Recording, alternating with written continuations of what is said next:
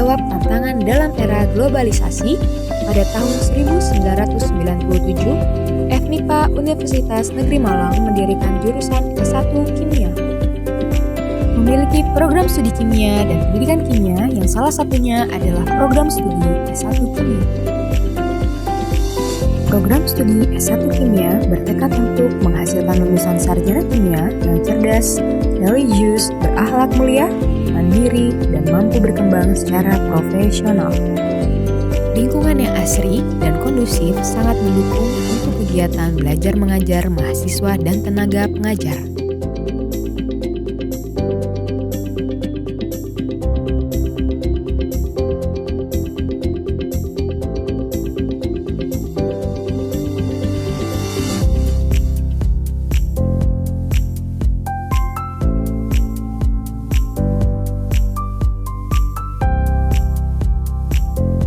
Program studi S1 Kimia FMIPA Universitas Negeri Malang memiliki sarana dan prasarana yang modern untuk mendukung pelaksanaan riset dan aktivitas belajar mengajar.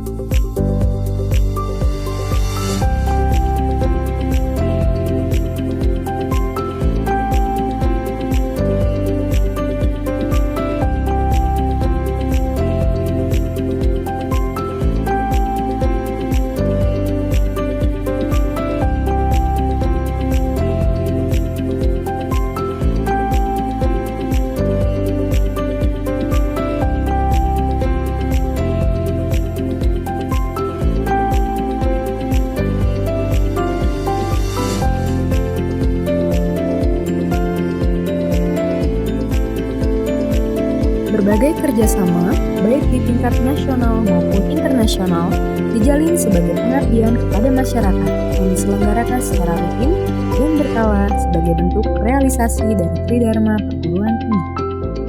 Sebagai bagian dari pengembang peradaban dan ilmu pengetahuan, program studi S1 Kimia telah menghasilkan mahasiswa dan lulusan yang memiliki kompetensi unggul. FMIPA Universitas Negeri Malang, unggul, cerdas, kreatif, profesional, dan berintegritas.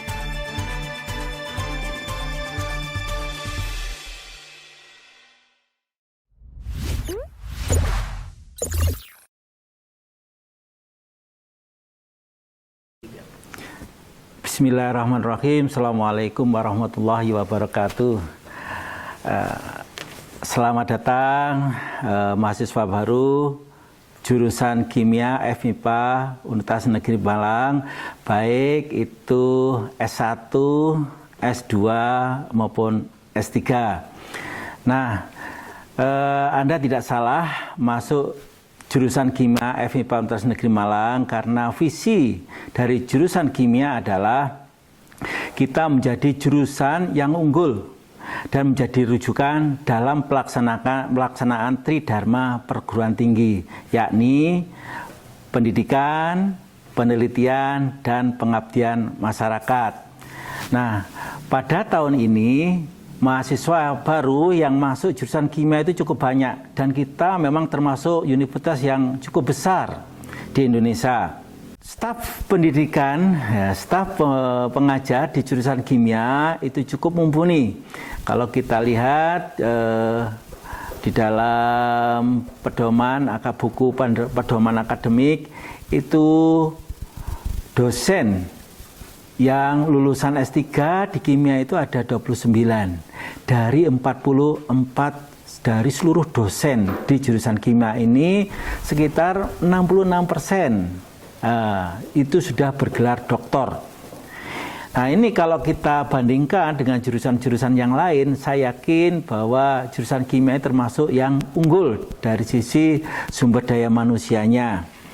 Oke, kemudian dalam penyelenggaraan kuliah kita semua baik teori maupun praktek itu sudah menggunakan SIPEJAR, yaitu sistem pengelolaan pembelajaran, dan ini sudah menggunakan SOP yang mengikuti ISO 9001-2015. Jadi ini dalam pembelajarannya itu cukup terstandar.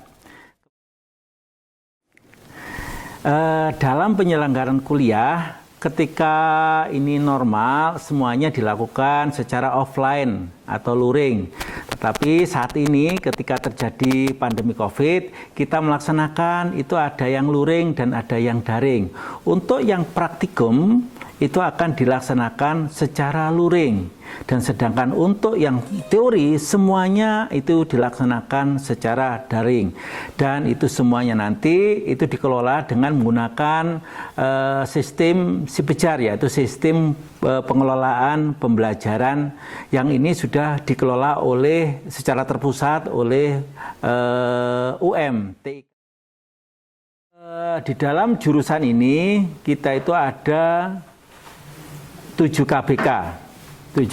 Untuk yang S1 Kimia itu ada 5 KBK, sedang untuk yang pendidikan kimia itu ada 7 KBK. Untuk yang kimia murni, KBK-nya terdiri dari kimia fisik, kimia anorganik, kimia analitik, kimia organik, dan biokimia. Sedangkan untuk yang pendidikan S1 pendidikan kimia atau S2 pendidikan kimia maupun S3 pendidikan kimia itu KBK-nya ada 7, yaitu yang 5 itu sama, kimia fisik, kimia anorganik, kimia analitik, kimia organik, dan biokimia. Kemudian ditambah yang KBK pembelajaran, yaitu kimia literasi sains dan KBK TPACK. Oke, jadi ini nanti mengarahkan pada pembelajaran kita arahnya itu mau kemana. Dan itu nanti akan ada pengenalan setiap KBK. Sebetulnya apa sih KBK dan apa yang dikerjakan KBK, nanti Anda harus ikut. Yang akan dilaksanakan mungkin di lain waktu pada bulan September ini akan ada pertemuan dengan para KBK dan semua mahasiswa baru. Ya, semua mahasiswa baru dan para KBK. Di jurusan kimia ada organisasi kemahasiswaan khusus jurusan kimia, yaitu HMK, Himpunan Mahasiswa Kimia. Dan ini pembinanya adalah Bapak Dr. Renat Ubed Fahrudin Ar-Razi. Nah, kegiatan mahasiswa selama ini cukup berhasil. Kita bisa mendapatkan medali juara 1 prestasi mahasiswa untuk semua bidang pada tahun 2019 se-Universitas Negeri Malang.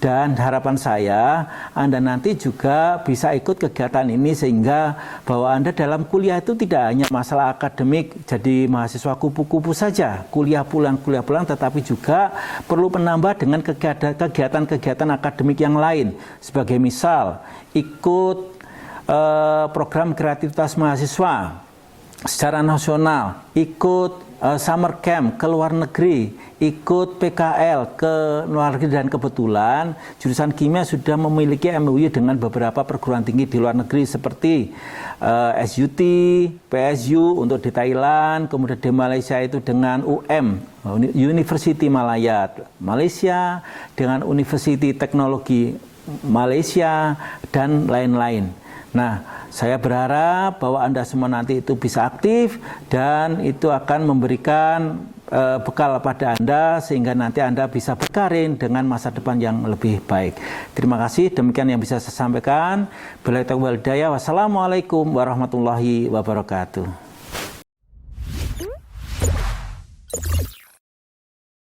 Halo mahasiswa baru jurusan kimia, selamat datang.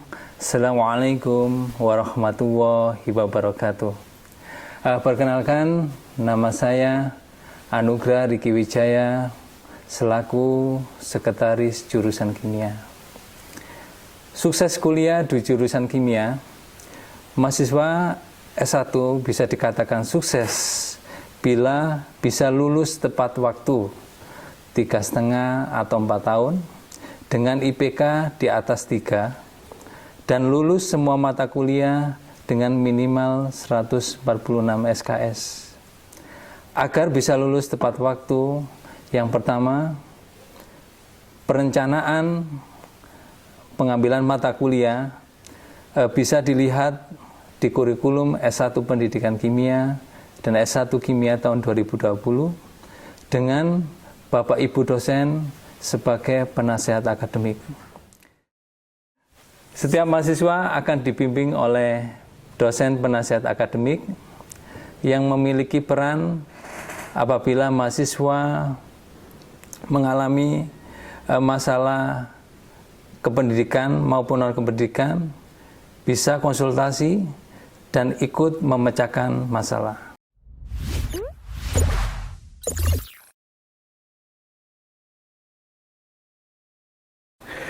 Gedung perkuliahan untuk mahasiswa jurusan kimia itu bisa tersedia di beberapa tempat. Pertama adalah ada yang di jurusan kimia sendiri. Itu untuk mahasiswa utamanya, mahasiswa untuk S2 dan S3. Sedangkan untuk mahasiswa S1, itu pertama lebih diarahkan pada gedung kuliah bersama, yaitu DB23 dan B25. Tetapi untuk ke depan juga ada tambahan lagi, yaitu dari Twin Building. Di sana juga akan sediakan banyak kelas untuk mahasiswa jurusan kimia. Sedangkan untuk kegiatan praktikum, memang dipusatkan di jurusan kimia di B19, di mana kita memiliki beberapa ruang praktikum. Pertama adalah untuk kimia organik di lantai 2. kimia fisik, dan kimia analitik. Sedangkan untuk di lantai 3 digunakan untuk kimia anorganik dan biokimia. Sedangkan khusus untuk komputer itu secara bersama menggunakan gedung kuliah bersama, yaitu di lantai 2, 206. Untuk semester 1 kimia dasar, kita tempatkan khusus yaitu di gedung B18 untuk kimia dasarnya. Sedangkan untuk penelitian mahasiswa jurusan kimia, terutama yang sudah menempuh penelitian untuk yang murni, di jurusan kimia tersedia beberapa lab penelitian. Yang pertama adalah lab penelitian material kimia anorganik, yaitu di lantai 3. Yang kedua adalah ada lab untuk biokimia di lantai 2. Yang ketiga ada lab penelitian untuk analitik dan lingkungan di lantai 1. Dan juga ada lab hayati untuk organik juga di lantai 1. Sebagai tambahan, ada lagi adalah lab penelitian bisa menggunakan lab milik bersama, yaitu lab sentral atau untuk material maju. Kedua ada lab halal. Sedangkan di building, twin building itu ada tersedia juga 3 tempat, yaitu di sana untuk lab biokimia, lab analitik, dan lab komputasi. Sedangkan sarana lain yang juga bisa digunakan untuk menunjang pembelajaran di jurusan kimia, pertama adalah ada ruang baca, ada musola. Ya. Nah, ini yang bisa digunakan untuk diskusi dan untuk mengerjakan tugas-tugas, baik dalam ruangan maupun ada di serambi jurusan kimia yang sudah dilengkapi semua dengan WiFi.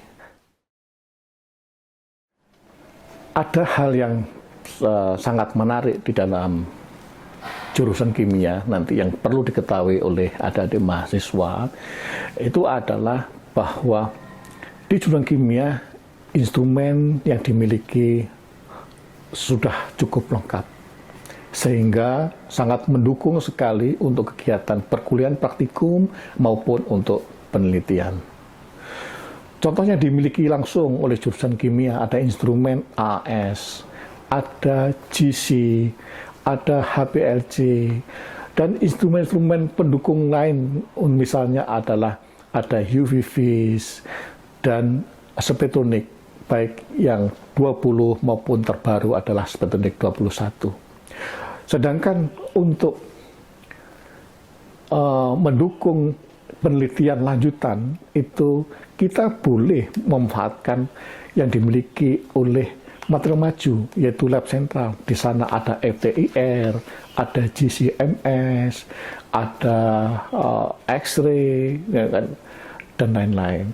Bahkan nanti didukung tadi yang lagi dikembangkan, yaitu di twin building, di sana kimia analitik dan biokimia itu dilengkapi dengan alat-alat yang baru. Hal yang baru lagi perlu diketahui adik bahwa di FMIPA itu juga ada namanya lab halal, yang itu juga kemungkinan itu memberikan khasanah baru yang juga bisa dimanfaatkan oleh mahasiswa jurusan kimia.